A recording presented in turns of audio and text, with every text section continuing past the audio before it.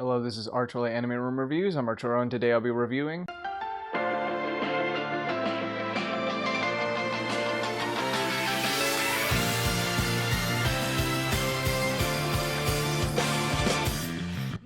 SAO was something I didn't hear about until Toonami promoted it. So I'm like, okay, this looks interesting. I didn't know much of the fact that people hated it or people liked it. I didn't know anything about it. When Toonami played it, and after I watched it, what do I think about SAO? Well, that's why you're here. Today I'm going to be reviewing a controversial anime that people either love or hate. What do I think about SAO? How did it affect me? And overall, the entire first season. Well, today I'll be reviewing this anime. Let's go. Stream!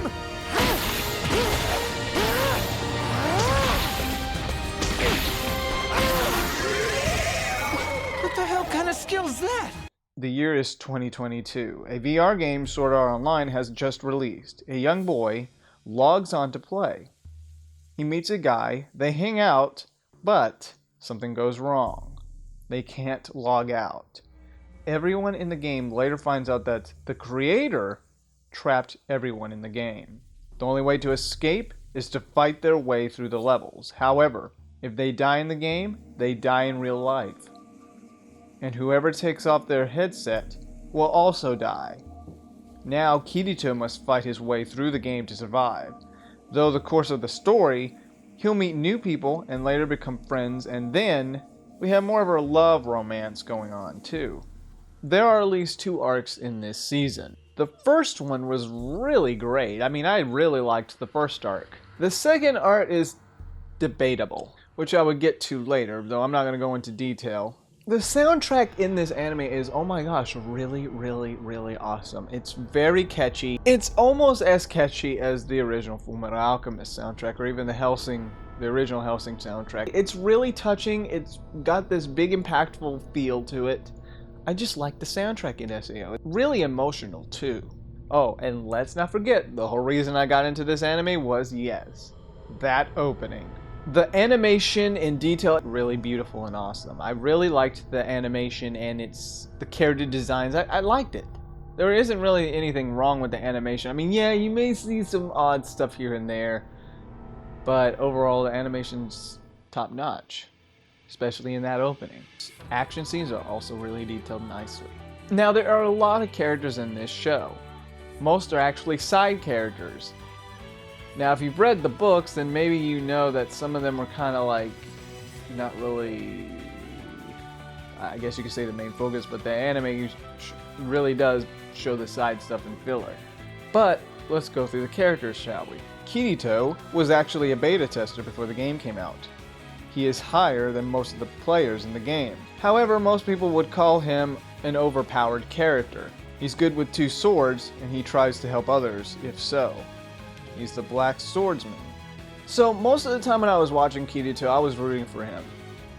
But now, as time went on, I've seen people say he's overpowered. He is basically considered a Mary Sue, in a sense. Now, I could sort of understand, but from my experience watching, I was rooting for him from beginning to end to get out of the game. And he does get an attachment to one character, Asuna. And you get to see him bond with her, and I liked this. I liked this relationship between him and her. Even in the second arc, I was rooting for him. And we see him go through some of the worst moments in his life. Seeing comrades die, and him having to accept some guilt. When it comes to one episode in particular.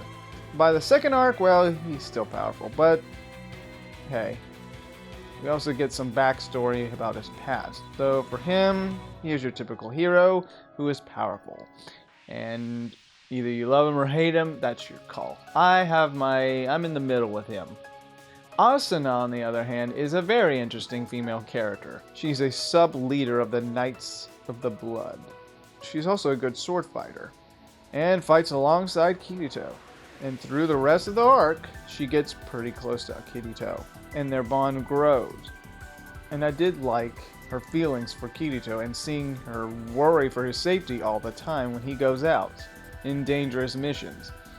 Now, while I say she was very, very, very awesome and interesting in the first arc, the second arc, they made her a bit, well, I'm not going to spoil it. If you've seen SAO, you probably know what I'm talking about, but yeah, I would just say it's not like in the first arc, which you will have issues with. Elizabeth is a blacksmith and a friend of Asuna. She was another interesting character, even though I will say she doesn't have much screen time. But she does have one adventure with Kirito in the first arc that was actually pretty fun. But she has a moment of having a crush on Kirito. I'm gonna warn you, most girls like Kirito in this show. Silica is a cute little girl who travels with her little dragon friend. She's a beast tamer. She also does fight, but she can't really fight high-level enemies. Even she, along with other girls, have a crush on Kirito. Klein was the first person Kirito met when they got trapped in the game. He is another interesting character, but an interesting side character that we could have had more screen time with. Maybe more of him and Kirito hanging out. He's with his own group. He doesn't really tag along as much as Asuna does with Kirito, but he is a cool dude to hang around with. Klein leads a group called Kazan, if I even pronounce that right. And let's not forget Andrew or Agul in SAO. He was another interesting character, but like Klein, we don't have much screen time with him except here and there, like Klein. Though when Kirito has to go to his shop in the game, he sells weapons. Sugu is Kirito's sister, but actually, yeah, his cousin. Yeah. Okay, back to subject. You've paused the video, you've realized, right?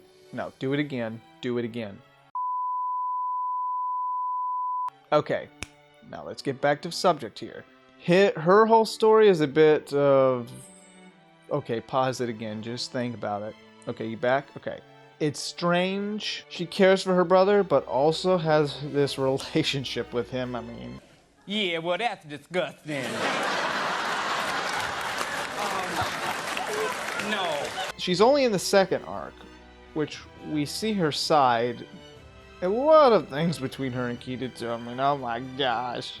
I mean, when I was younger and I watched those scenes and saw her moment, I mean, I didn't really have this thought about it. I mean, I was enjoying the show, especially in the second arc, but as I got older, and even when I got my mom and one of my cousins to even watch this show, well, yeah, at first it didn't bother me. Though you probably will have issues with this character and this relationship.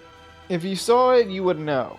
In the game, her name is Lifa, and yes, this relationship in the game as well with Kirito.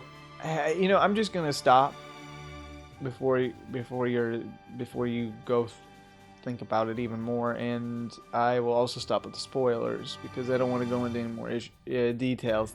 Sorry. Kayaba, the man that started it all with creating the game and then trapping people in the game, his motives are most likely a fantasy and a dream he had for creating a world like the Matrix. In the end, I don't know whether we would consider him a villain. Well, no, actually scratch that. He's a villain. The fact that he has this crazy idea of his own world and wants to, I guess, almost like a god to this world, but, you know, okay, let's continue. In the second arc with him, we see something else he has up his sleeves for Kirito. Now, as for my enjoyment, okay, you may agree or disagree with me, depending on what side you're on. When I watched it that first night, I was hooked. It was a bit, well, I mean, it was starting off with what was going to go down. It was so awesome with the first arc. I really, really enjoyed it. It was so impactful. The music was also very impactful. I liked the characters and the interesting adventure they had to survive in a VR game that could kill them. I also, to be honest, at the time, I did enjoy the second arc, even though I did not like the world they were in because it sucked. I don't really like the fairyland part. Arc 1 was the best in this show. Arc 2, you could look past the world and some of its conflictions or issues with the brother and sister romance. What I liked was what Kirito had to do to save someone in the second arc. That's the only thing that made it interesting. That was about it. Some points were never really explained, but I guess you can count on the supernatural. I really enjoyed the characters and their interactions with the main ones. Episodes in the first arc were really interesting with what the character had to do and getting to know the characters during a journey or what they were doing in the The last episode in the first arc was, oh my gosh, really impactful. Very, very impactful. The opening and ending soundtracks, yes, impactful. Now, I can tell you what some people that really have an issue with this show is the time skip. While some people think the relationship was pushed too quickly with Asuna and Kirito, you have to realize there is a time skip. They could have known each other for a while. I would have minded if they could have just made the whole first season first arc. I wish they could have done that. If they had done that, it would have made it a better show, and the ending would have been even more impactful. I just think they could have covered more ground. But yes, SAO, I really did enjoy when it was on Toonami. The first season, really, really fun nights with my sister. That was one hit. Man, we are so dead. SAO. This is kind of a tough one. One arc was really awesome. The second arc, not as good. Maybe one reason why I enjoyed it was what I've already mentioned, but the problem is its world. Some other issues. I mean, yeah, the villain is more twisted in the second arc, but a new villain. I didn't get into him, but let's just say second arc has issues, and it does affect the show entirely. While I really enjoyed SAO, it was an awesome ride from beginning to end, from the first to the second arc. But the problem is that second arc could have just been all of Uncrad. It's very hard for me to rate this show as a whole. The characters are the ones that make it shine, even though some characters have issues in the show itself. So the thing is, if I were to split two arcs together, which I will not count because I have to rate it as a whole, I would say the first arc would get it would get an 8, because it is great. Could have had more stuff to it, but they didn't. While the second arc would probably get like a 7. Good, but not great. Or maybe just a 6.5 because of the world. Maybe it's just a 6, maybe a 5. I guess as a whole, I could give it a 7.5 out of 10. Well, it's got some good stuff to it. It does go downhill a bit with the second arc, and there's not much of a danger after that too. So you do have that issue, not as life-threatening from the second arc, and also the world just sucks. I still enjoyed it though. Those were fun nights on Toonami. As for my recommendations, there was obviously SAO 2. Then Gun Gale Online, which was a spin-off to that. And, Gun Gale, a spin-off from, okay. And then there's SAO 3. And also the SAO movie, which was a really, really good one. Well, this is Arturelia Anime Room Reviews signing off.